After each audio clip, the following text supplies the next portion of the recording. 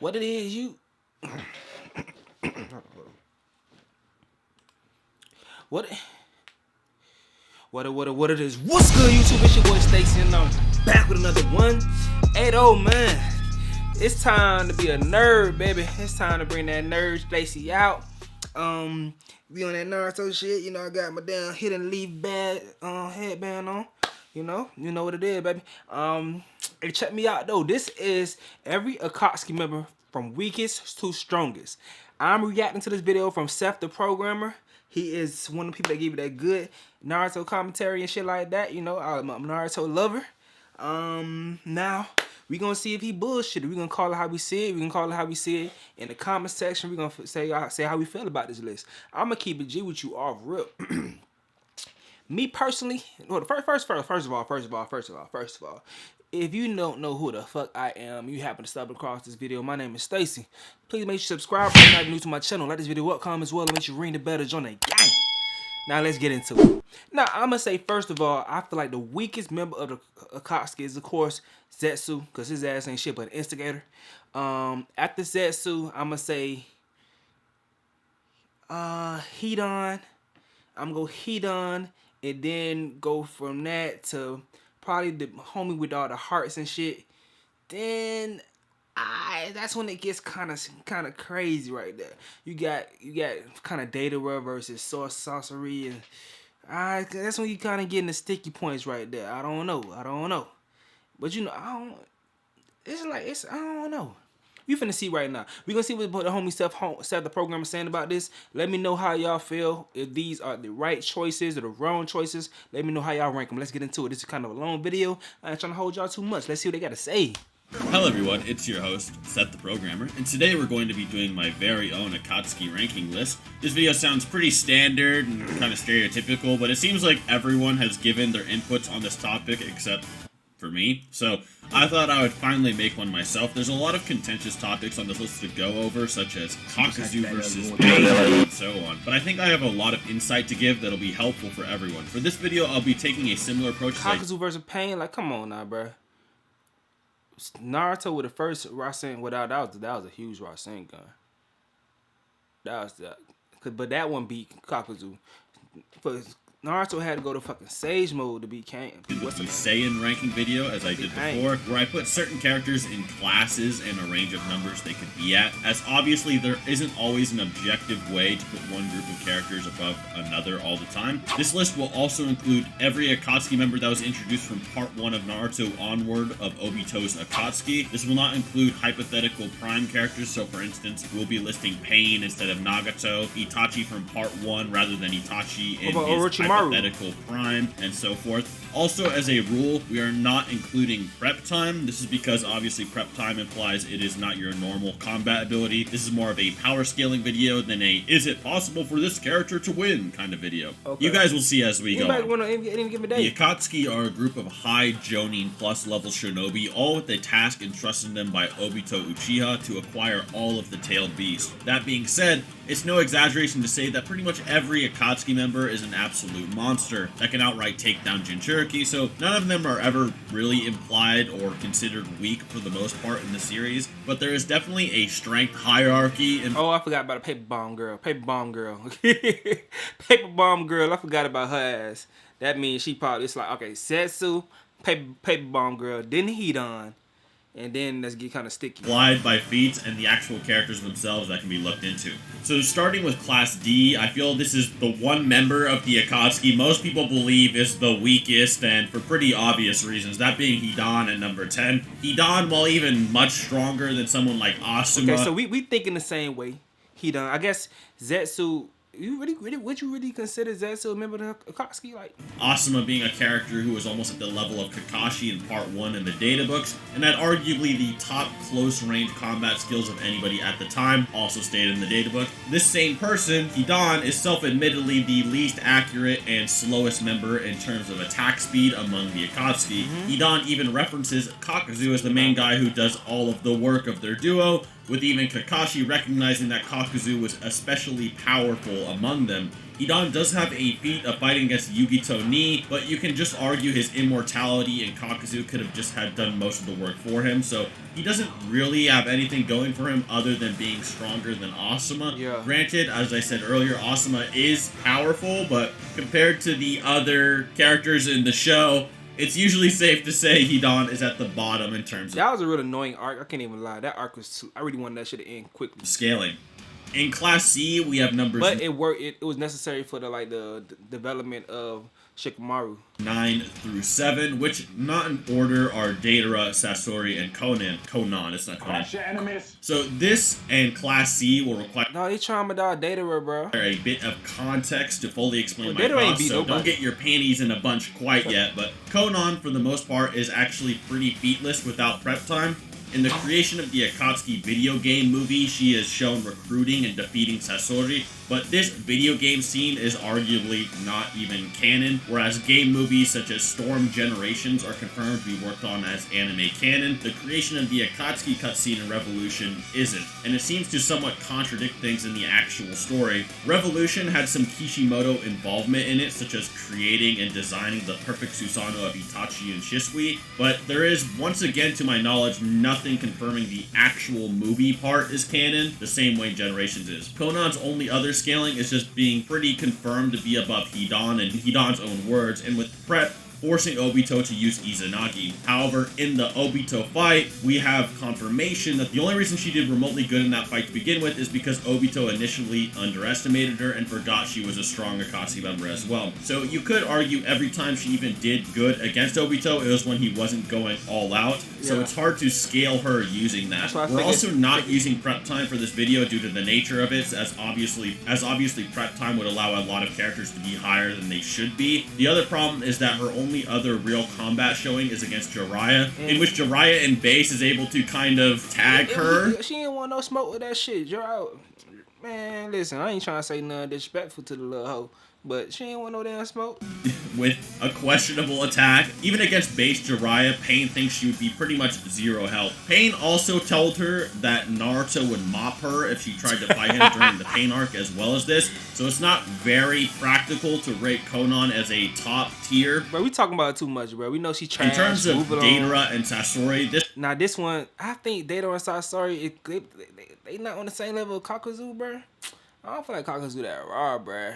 This one is convoluted because obviously there's the whole argument of, well, Deidara said Sasori was stronger than him, and the typical counter, well, Deidara was only saying that to get Kakashi off his back and to make him focus on Sasori so he can capture Naruto, blah, blah, blah. We've all heard it before, so let's go over the stats instead. The stats to be considered are more so in the speed category, considering both combatants are pretty confidently able to damage each other. In terms of speed, we see characters like Deidara as an Edo Tensei able to keep up with Inoki in flight, Inoki being someone who is able to face Edo's Tsuchikage Mu, and of course later Madara. He also does okay against Sasuke, however it seems in terms of actually fighting, Sasuke was superior, and Deidara had quite a hacks and range arsenal that won't be as effective versus Sasori, which I'll explain soon. Sasori, in terms of speed, actually scales to Kazekage Gaara and Rasa, if not being blatantly superior to them. This is due to the fact that Sasori has defeated and possesses the third Kazekage, who is noted as the strongest Kazekage of all time, even when Gaara is alive. Rasa, as an Edo Tensei, is also able to keep up with Gaara during the war arc as well, and is mainly caught off guard while trying to defend the other Edo Kage from Gaara's aerial barrage. Cause I was thinking about it, like I feel like Sasori, his feats are kind of like dope, but he did lose a damn fight with Sakura, so like that's like negative 12 feet. You lose against Sakura, early Sakura too. Gaara not only is fast enough to actually face Gengetsu, who is Mu's rival, and is fast enough to face Inoki as well, but also faces and defends himself from Madara, and actually directly catches and rips Deidara's arm off at the start of Shippuden. Many even theorize that Gaara might have actually won that fight, or have done way more serious damage to Deidara if he didn't have to defend the Sand Village. So the fact that Sasori scales above Gaara, who already could rip Deidara's arm off, is not a good look in terms of of speed. Sasori is also a very long-range combatant and has taken down nations with his puppets single-handedly. He has poison magnet projectiles that he can control the trajectory of mid-air that we know can shred through Datara's clay, as this was shown when Orochimaru used an Edo Tensei to summon the third Kazekage once again, and was able to shoot Datara's clay out of the air. Obviously, that Edo is also shown to be weaker than Sasori's puppet. Also, if he does ever hit Datara, which the speed is implied for sure, he also one-shots him upon contact due to his poison, but this is also while he's just suppressed. As we know, his true puppet form, himself, is even stronger. It can also control puppets to fly. Datara's C4 jutsu also would not work on Sasori as he doesn't even breathe, so the microscopic bombs wouldn't affect him in a similar way that they didn't affect any of the trees in the area either, if you want to take that as an example. Datara's last resort is of course the C0 bomb, but as I said earlier, Sasori, if anything, is faster and would poison Datara. Sasori's poison, for those that forget, also paralyzes and completely subdues the target, meaning the battle goes to Sasori at worst and a tie at absolute best for Datara. Many people like to downplay Sasori due to the Sakura battle. However, a few things to consider is that Sakura was specifically trained She'd been controlled the whole and time. even stated in the data books to be extremely agile, as Tsunade taught her evasion specifically so she wouldn't die on the battlefield as a medic. On top of this, Chiyo, who was fast enough to avoid a Rasen Shuriken from a KCM Shadow clone as an Edo Tensei, was helping her through a lot of the battle. And on top of that, we then learned that Sasori is actually extremely emo and wasn't going all out genuinely trying to kill either of them with all of his effort the entire time, and could have won if he actually wanted to. Due to this, I'd say Conan is a 9, Datara an 8, and Sasori is 7. Of course, Conan is higher if you consider the game cinematic and prep time, with Datara possibly being higher if you consider Kisame's statement of him being one of the stronger ones is valid. The only problem with this statement is that most people have not seen Sasori's true form. Even Kabuto and Orochimaru, who specifically spied on him, didn't know of it or his full power. We also never saw them comment on Sasori's death, so we have no idea what they thought of his level either. Plus, it seemed more like spit. So, alright, so it's gonna be Kisame versus bruh. So Kisame versus Kakuzu. Like, who gonna be the one over that one? Balling from Kisame when we have statements that could possibly challenge this later from more I feel like, man, Kisame, I feel like he can get Kakuzu, bro. solid sources, which I'll get into. I just ain't see enough from Kakuzu, bro. Of course, though, as I said before, Class C is up for debate, and I'll let you guys choose who you think would be ordered within it. In Class B, we have number 6 and 5, not in order, Kisame and Kakuzu. I'm already getting dislikes for mentioning Kakuzu above Class C already, but people either think he's trash or absolutely broken. He just ain't got enough feats, bro. But I'm gonna argue here that he's more in the middle. Kakuzu could be lower and more in contention with Sasori if you consider that's how I factors, but I think there's a decent argument for him being C tier. Of course, by putting Kakuzu here, I also have to explain why I don't think he'd be pain not level as necessarily. well, unironically, as many of you are aware. Who the fuck think he on pain level? Who the fuck thinks that? So this will somewhat segue into A tier conversations too. Pain took on the whole fucking village. Kakuzu in the official Naruto volumes is stated verbatim to be one of the most deadly members of the Akatsuki. Considering Kakuzu is not particularly haxed and is more of a durable brawler type that has a lot of stamina, it is probably no exaggeration to say this is referring to power, which even Hidan and Obito both respect. Hidan and Obito being rather stingy with their opinions of others, with Hidan blatantly saying that he wants to murder Pain when he gets the chance. Being one of the most deadly definitely implies he's in the top half of the Akatsuki rather than the lower half, considering he isn't haxed. Hacks being things like such as poison or genjutsu, etc. And there is decent justification for it. Kakuzu faces off against Kakashi and is more or less his level, give or take. They are able to fight each other, block each other's jutsu and attacks, and can tank each other's attacks as well. Of course, Kakuzu does seem to have the upper hand against Kakashi, but Kakashi seems to imply that with the Mangekyo he would near-death Kakuzu. This is pretty insane considering this is a much more efficient Kakashi than the one that Datara was already running from. Kakashi shortly after then faces off against Tendo and Asura Pain, and is able to take attacks from them, and even forces Tendo Pain to act with caution. The same Pain to rip Jiraiya apart, with Tendo arguably being stronger than the ones that already ripped Sage Jiraiya's arm off. Defeating and even facing Kakuzu was enough for Obito to warn Pain of Naruto and his allies' abilities, showing that he is in a decent enough caliber to even fight back against Pain,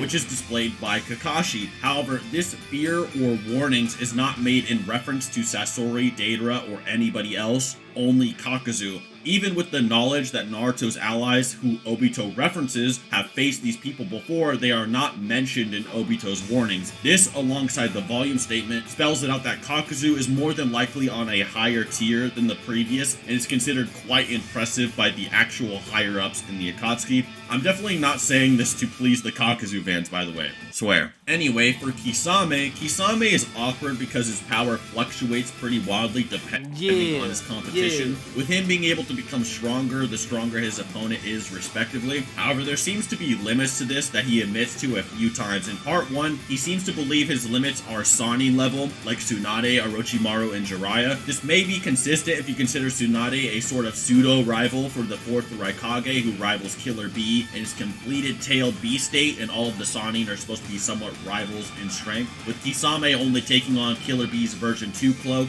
after being heavily amped and stealing tons of chakra. With even then, he was almost getting one-shot by the version 2 state of Killer Bee before fusing with Samehada, and even admitted base B could have put a hole in him with a lightning-style enhanced pencil. That being said though, Kisame was trusted with hunting down Killer Bee and was able to fight off his base state before absorbing any chakra pretty well. The fact that Obito thinks Kisame could even fight Killer Bee long enough to absorb his chakra is a great feat within itself. So we all know who's gonna be number 1. It's either Obito or Itachi. It gotta be Obito. Come on now.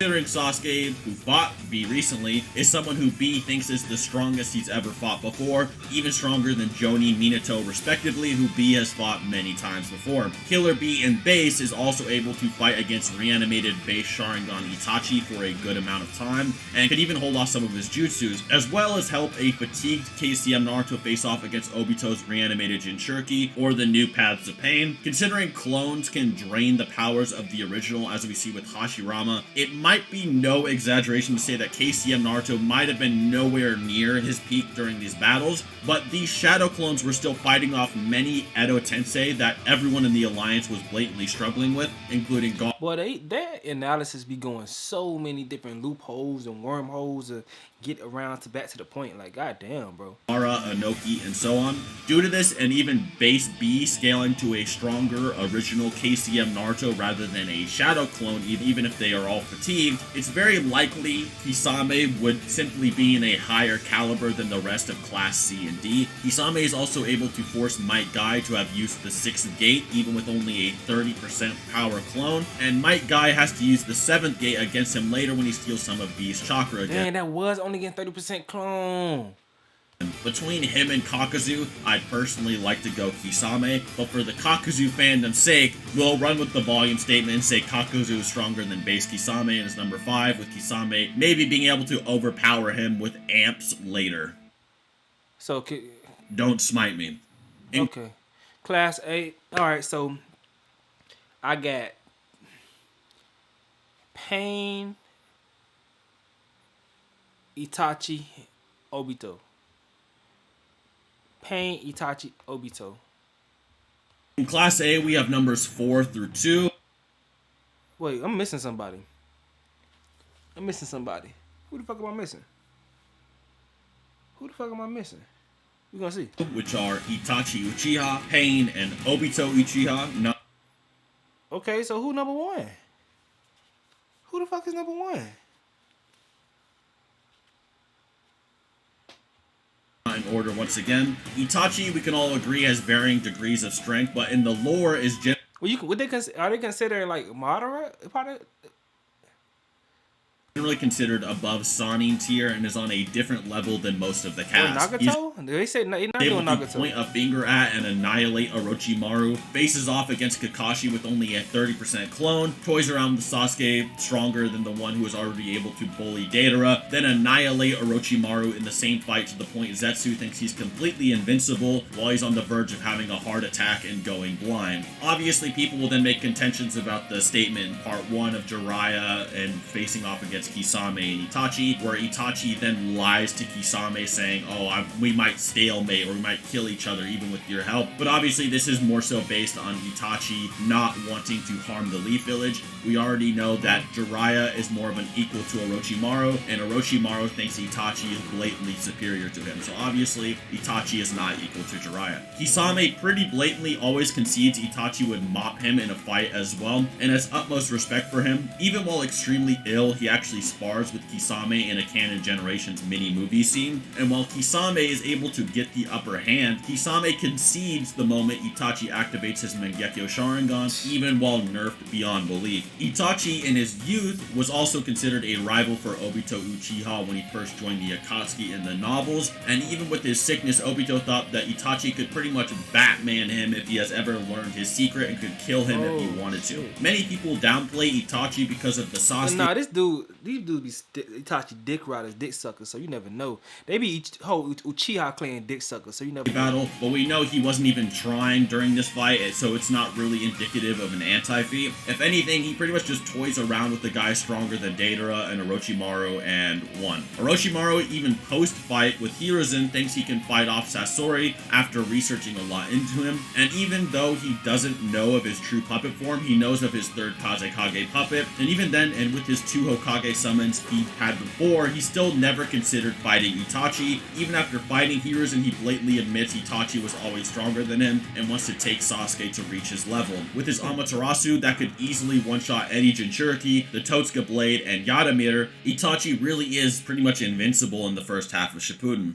Now, the reason I put Pain in A tier is for many lore reasons, which I'll go over. In terms of his raw feats, he is able to take down a Kakashi who, if anything, is more powerful and trying even harder than he did against Kakuzu. Even after spamming his Mangekyo he thought he would near-death Kakuzu with, he is absolutely flatlined and can't even put a scratch on Tendo Pain, even with Choji and Choza both helping him out. Pain also is able to tag and damage full power Sharingan Kakashi faster than literally anybody in the entire series, and stabs him in pretty much 10 seconds of their fight. Imagine if Pain had Sasori's poison, he would have just killed Kakashi like he was a background fodder character.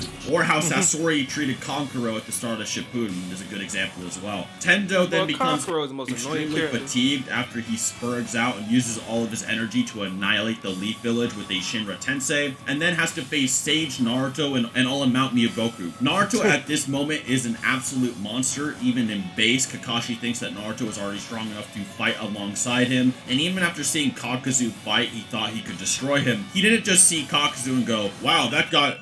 No. He didn't just see Kakuzu and go, wow, that guy could blitz me by over 72 times my current speed. He looked at Kakuzu and thought it was doable. Now, Naruto is stronger than ever before with all of Mount Myoboku helping him. Pain just literally fought the entire Leaf Village by himself, then wasted all of his power blowing it up. Then Naruto learns all of Pain's secrets like he has a video game guide of a boss ready on hand, and guess what? He still loses. Bruh. Pain is also entrusted with facing down the Leaf Village after Kakuzu is annihilated and the Akatsuki watched it happen. With the actual Shonen Jump release of Pain's introduction, then literally immediately saying Pain is the strongest man in the Akatsuki and he is hunting for Naruto. With his Chubaku Tensei, he's able to hold down 8 tails of the 9 tails if he put all of his force into it, which means it would have required the full 9 tails to bust out of his full power sealing jutsu. A huge leap in strength from characters like Orochimaru and the Sannin getting mopped by simply 4 tails of it. Even after being defeated, Zetsu thinks that Pain ever being defeated is completely inconceivable. This nigga better not have Zetsu as number 1. He better not have Zetsu as number 1, bruh. Well, cause he got Kaguya in him and some shit like that. Like, and that he has no shit idea like how Obito ever thought it was even possible. Even though Zetsu literally watches and records all battles, he didn't think it was ever possible, even after witnessing the rest of the Akatsuki get pretty much defeated. Many argue that Pain is simply not at full power during the Konoha invasion, which is true. He's true. actually degrading ever since he fights Jiraiya in the Rain Village, and isn't even close enough to Nagato to use his full power on top of being fatigued, which could explain this loss. As well as nobody expecting Naruto to become so strong, as Obito and Zetsu both imply and tell Sasuke. It's very clear that Pain is in A tier and is intended to be a next level opponent in the Akatsuki by Kishimoto himself alongside Itachi. Finally, we have Obito Uchiha. Obito, even with just his orange mask, is able to react to the Raikage and is able to blitz through Inoki's particle style to the point he can't even see him move. Obito also thinks he would mop Danzo, who fought MS Sasuke, and is generally unfazed when Kabuto pulls out a swarm of Edo Tensei Akatsuki members and only... I think it's Obito the top one. He the top dog, bro. Like, his only competition is Itachi. And it's just like we gotta just do the base off with what ifs and shit.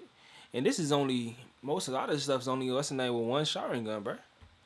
Decides to work with him when he sees the real Madara be pulled out. Obito has Genjutsu that contain even perfect Jinchuriki and the complete Nine Tails with almost no effort and can simultaneously fight the 4th Hokage and scare him at the same time. To put this in perspective, only thing is Obito doesn't have. So okay, do we count all his feats when he got what's the name turned into that Jubito and all that bullshit? Like, do we count all that shit? Obito pretty much took on the 3rd and 4th Hokage and the entire Leaf Village pretty much at the same time, and arguably almost stalemated them when he was a lot younger and arguably weaker. This is of course no prep time Obito, but even without the Nine Tails, Minato warns that Naruto will have to become a ton stronger to ever fight him. Minato literally watching the battle with Pain unfold right before even saying this, and says he thinks you'd have to have a complete control of the Nine Tails to ever confidently fight him. He's also able to block Suigetsu's Executioner Blade with one arm, whereas it took Killer Bee 2, and never even uses his Mangekyo Sharingan for almost any feats in the series as stated in the databook, or never shows them in combat. He is without a doubt a higher caliber. That's what I'm saying. I never seen him do a that's what I was about to say. I never seen him do a Susanoo. Do you need dual Mangekyous for Susanoo? Yeah, you need dual Mangekyous for Susanoo. By the time he got to dual Mangekyous, he was trying to focus on becoming a Jubito. Caliber than the rest of the Akatsuki and B and lower, and isn't pressed by anybody in the series until Madara appears. Now, how does the ranking in A tier go? That depends. On one hand, you could argue Pain is stated to be the strongest, and Zetsu thinks it's impossible you'd ever lose. But on the other, you could know how Minato thinks Obito would require even more strength to face, and Itachi could potentially Batman Obito at his peak. So maybe you can make an argument that Pain is the strongest in the Akatsuki in terms of raw power, examples being Shibaku Tensei and the Renegon's raw power increase, with Obito and Itachi being faster, being a possibility, but I'll let you guys decide. How do you think the ranking in A tier goes? I know some people think Obito is a completely higher tier, like he'd be like S tier, but unfortunately there's still too many factors that kind of make it too debatable for me to say that confidently. I want to keep the tiers as these are debatable subjects rather than this is actually how it should go. Now in S tier we have Zetsu, number 1.